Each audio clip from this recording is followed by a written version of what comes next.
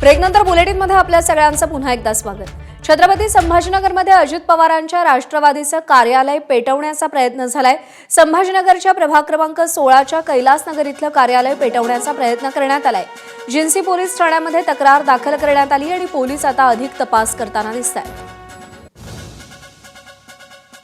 तर हे CCTV footage देखील समोर आलेलं आहे। जिन्सी पोलीस ठाण्यात तक्रार दाखल करण्यात आलेली आहे। छत्रपती संभाजीनगरमध्ये राष्ट्रवादीचं कार्यालय पेटवण्याचा प्रयत्न झालेला आहे। मोठ्या प्रमाणावर प्रचार साहित्य या कार्यालयामध्ये ठेवलेलं असतं, झेंडे असतात, विविध प्रकारची पत्रकं असतात आणि कार्यालयाबाहेर जे एक कापड होतं ते पेटवण्याचा प्रयत्न झालेला आहे। कार्यालय पेटवून देण्याचा प्रयत्न झालाय। कृष्णा केंडे आपले प्रतिनिधी आपल्याला या सगळ्या संदर्भात अधिक अपडेट देतील। कृष्णा, राज्यभरामध्ये जे प्रकार घडलेले आहेत ते पाहता निवडणुकीचा प्रचार कोणत्या थराला जाऊन पोहोचलाय हा प्रश्न पडतो। त्यात आता ही छत्रपती संभाजीनगरमधल्या घटनेची भर पडलेली आहे। नेमकं काय घडलंय आणि संशयाची सुई कोणाकडे?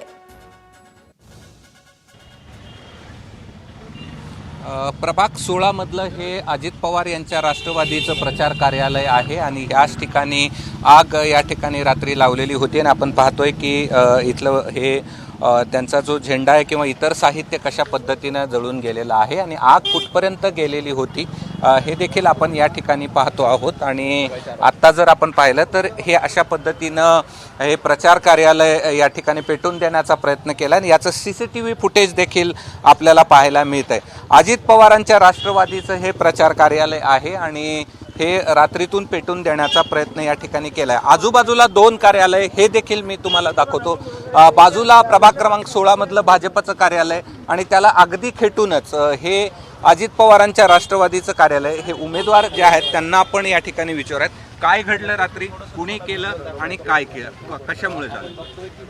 आता सर्वांना ज्ञात आहे की प्रभाग 16 मध्ये राष्ट्रवादी काँग्रेस पक्षाचं जे पॅनल आहे अतिशय उत्तम पद्धतीचं बॅलन्स या ठिकाणी जमलंय। आम्ही मागील सांगा कोणी कार्यालय पेटवल्याचा तुमचा संशय आणि सीसीटीव्ही मधला व्यक्ती कोण आहे? सीसीटीव्ही मधला व्यक्ती आम्हाला ज्ञात नाहीये आणि संशय कोणावरती याचा सूत्रधार कोण आहे हेच आम्हाला तपासायचे व पोलीस प्रशासनाला आमची विनंती राहील की याच्या मागे कोण कारस्थान करतंय आणि कोणाच्या पायाखालची वाळू सरकली हे त्यांनी आम्हाला या ठिकाणी कळवावं। आपण पाहतोय की कार्यालय पेटवण्यात आलेलं आहे आणि प्रयत्न केलेला आहे आणि त्यांचं म्हणणं आहे की हे सगळं तपासावं।